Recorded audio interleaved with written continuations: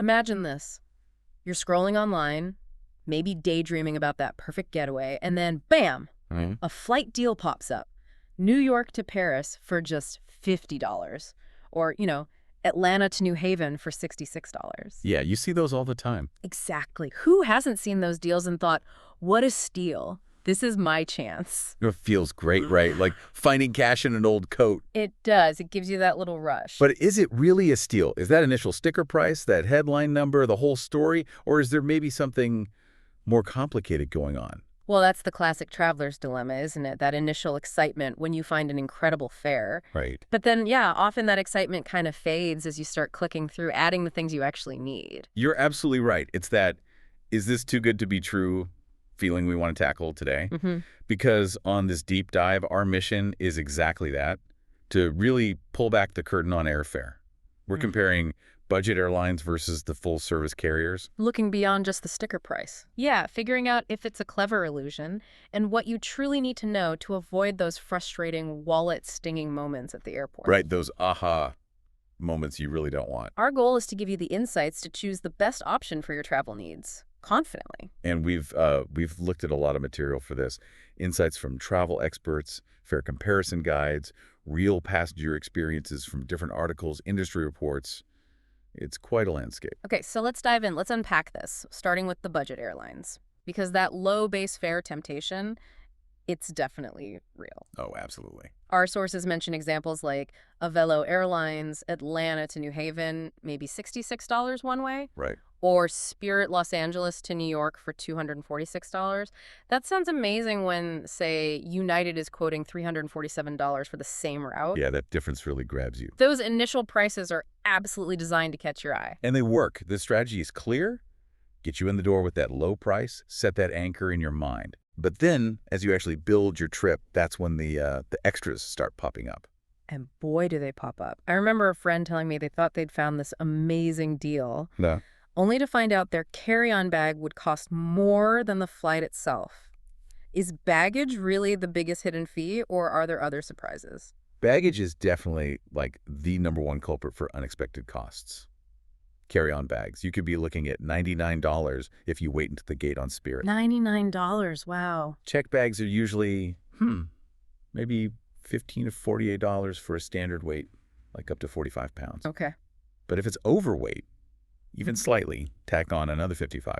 Ouch. And what really gets people is that some budget airlines, Ryanair, Wizz Air, are examples they only allow a small personal item for free, like a backpack that fits under the seat. Anything bigger, you're paying. Right, so even what you might think of as a standard carry-on isn't included. Exactly. It adds up so fast. And it's not just bags, is it? Seat selection, comfort, that costs extra too. Oh, yeah.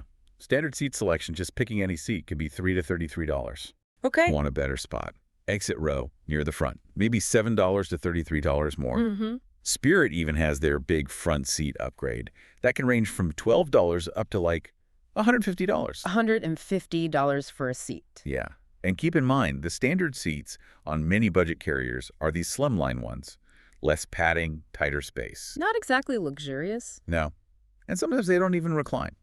Comfort definitely isn't the priority unless you pay for it. It really makes you think, what services do we consider essential versus extra? Because with these guys, things you might just assume are included, they often cost. That's a great point. Like checking in at the airport desk, that could be $55 per person. Just to check in. Yep. Needed to print your boarding pass there. Yeah. Up to $60, Ryanair is known for that one. Wow. Even fixing a typo in your name on a ticket or a last-minute change, you could be looking at $115 to $160. Those feel like such basic things. But wait, I saw something in our sources about a recent change. Frontier and Spirit got rid of their flight change and cancellation fees. That seems like a big deal for them. It is, yeah. That's quite a shift. What's behind that? Is it just customer complaints or maybe competition? It's likely a mix of things. Definitely pressure from consumers wanting clearer pricing. Competition is always a factor. Yeah. And maybe even trying to get ahead of potential regulations. They're trying to offer a bit more flexibility without totally ditching their low-fare model. Okay. Spirit, for instance, also rolled out new bundles. So you can pay more upfront for a package, including Wi-Fi or a carry-on. Sort of a hybrid approach now. That sounds like a step in the right direction, definitely. But it doesn't cover everything. What about once you're actually on the plane? Right, the in-flight expenses. Forget complimentary anything. Yeah, our sources showed water costing $4 on Spirit. Mm-hmm. Soft drinks, maybe $3.25. Hot meals, $7. Mhm. Beer, $6.25. Wine starting around $7. So even just getting a bottle of water costs you, it feels like you're paying for air. Ah, yeah, pretty much. Is there any chance they might start offering something basic for free, or is that just totally against their whole model? For now, it really seems against their core philosophy. Their entire operation is built on minimizing every single cost. Right. Even a free cup of water, as complexity, storage, service, time, it all adds up for them. Every item is a potential revenue stream. Which brings us to the money side of this. These ancillary fees, all these add-ons, they brought in a huge amount for the industry. $103 billion in 2022. Yeah, staggering. And that was way up from $40 billion in 2013. Then in 2023, it hit $117.9 billion. Those numbers are massive. They Yeah. really show how the industry has changed. It's not just about selling a seat anymore. It's about unbundling everything. Exactly, monetizing every single part of the travel experience. Okay, here's where it gets really interesting for me. For airlines like Spirit, these fees aren't just extra cash. They make up about 1/3 of their total profits. That's right. It completely shapes their business model. It means they want to keep the base fare super low to attract you, Mm-hmm. knowing they'll make it back, and then some on all the extras. It's fundamental to how they operate. Precisely. They're not just transporting you, they're acting like an unbundled services retailer. It lets them compete hard on that initial price, but still be profitable. And you need to understand that because research shows once you add all the fees, Yeah. budget airline passengers can end up paying 40% more than if they just booked with a traditional carrier in the first place. 40%. That's enormous. So that $100 Frontier flight that looks so good Right. could easily end up costing more than, say, a $159 Delta ticket once you add a bag, pick a seat, maybe get a drink. Exactly. Hmm. That example really hits home. You have to calculate the true total cost. Absolutely. The initial low fare can be really deceptive if you're not careful. You really can. Okay, so that's a perfect transition then. Let's talk about the full-service carriers, the ones that usually look more expensive up front but bundle more in. Right. What exactly are you getting for that higher price? Well, they generally operate on an all-inclusive fare model, which means a lot of amenities are just built into the ticket price from the start. Like what, typically? Usually your carry-on bag is included. In-flight entertainment systems, complimentary drinks, maybe snacks, standard seat selection, and importantly, more accessible customer service. Okay, so you're paying more, but you're getting a package deal, essentially. Exactly. A more comprehensive set of services and often more convenience. And checked bags. That's a big one for many people. How do they handle that? It's usually more transparent. On domestic flights, you're typically looking at $30 to $35 for the first checked bag. Right. Like United might be $35 short haul, $75 long haul. American, similar, $30 short haul, $75 long haul. Alaska has a flat $30 rate. So it's clear you know what that specific cost will be. It's not a surprise later on. Right. The transparency on core items is a key difference. Yeah. But we should say full-service airlines aren't fee-free either. They just structure it differently. Okay, how so? Well, they still charge for things like overweight bags. If it's over 50 pounds, that could be $100 to $450 extra. Oversized bags, maybe $100 to $300. And if you want a really good seat in the main cabin, extra legroom, specific spots, that could be $50 to $150. So budget airlines have add-on fees. What do we call these for full-service ones? Are they hidden fees, too? I saw a source mention Delta's hidden fees averaged 158% of its base fare in 2023. Okay, that 158% figure needs context. It's not saying Delta adds an extra 158% on top of your ticket price at the end. Right, I figured. It's more about illustrating that within their higher bundled ticket price, a very large portion of that cost is already allocated to cover all those included amenities, the higher operational expenses, the things budget airlines charge for separately. Gotcha. So it's the cost of the convenience and the included services already baked into the price. Exactly. It reflects the underlying costs. Budget airlines unbundle transparently, full-service airlines bundle transparently, showing you the total upfront. It's just a different philosophy. These costs aren't hidden like last-minute surprises. They're the built-in price of that more inclusive experience. And those higher operational costs, they're not just numbers on a spreadsheet, right? They actually translate into things we notice as passengers, like maybe more reliable service. Absolutely. They spend more across the board. As of 2023, about 31% of their costs were labor, 22% fuel. Interestingly, food and beverage was less than 2%. Hmm. But that investment in labor, in infrastructure, and having backup systems and crews, that's what allows them to offer things like seatback screens, better customer support, and crucially, more reliable operations. Okay, that makes sense. Like Hawaiian Airlines kept an 87–89% on-time record in 2022. That kind of reliability costs money to maintain. It's about delivering a consistent, higher quality experience. Right. And even with these higher fares, there are ways to save on full service, aren't there? Sure. Airline credit cards are a big one. They often waive checked bag fees, which can save a family a lot. Yeah, definitely. Booking directly with the airlines sometimes gets you better deals or flexibility. And if you don't really care where you sit, just skip the optional premium seat selection fee. Good tips. Okay, so we've talked cost, we've talked fees, but let's go beyond the money now. Let's talk service, risks, and really, when each type of airline actually makes sense for you, the traveler. Yeah, because it's definitely not just about the final price tag. Right. The service quality and the overall customer experience can be worlds apart. Full service carriers, generally, they aim for more comfort, more convenience. The free drinks, the snacks, maybe meals on longer flights, more legroom usually. And customer service that's often easier to reach if something goes wrong. Whereas budget airlines, by design, cut those extras to keep costs down.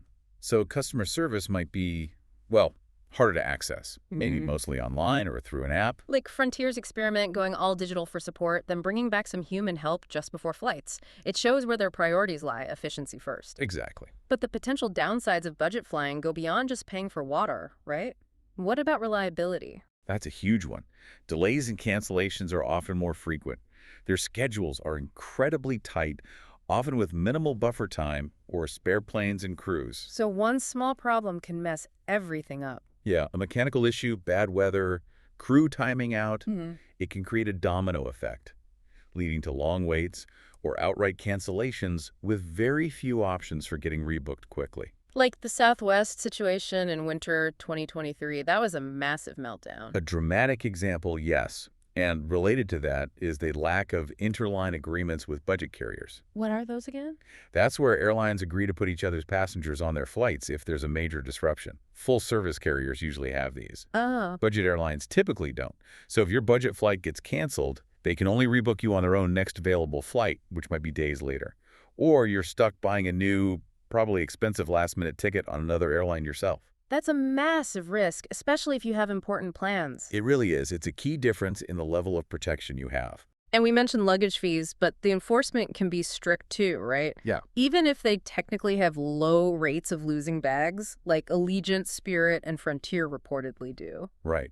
The issue isn't necessarily losing bags, but the strict rules on size and weight.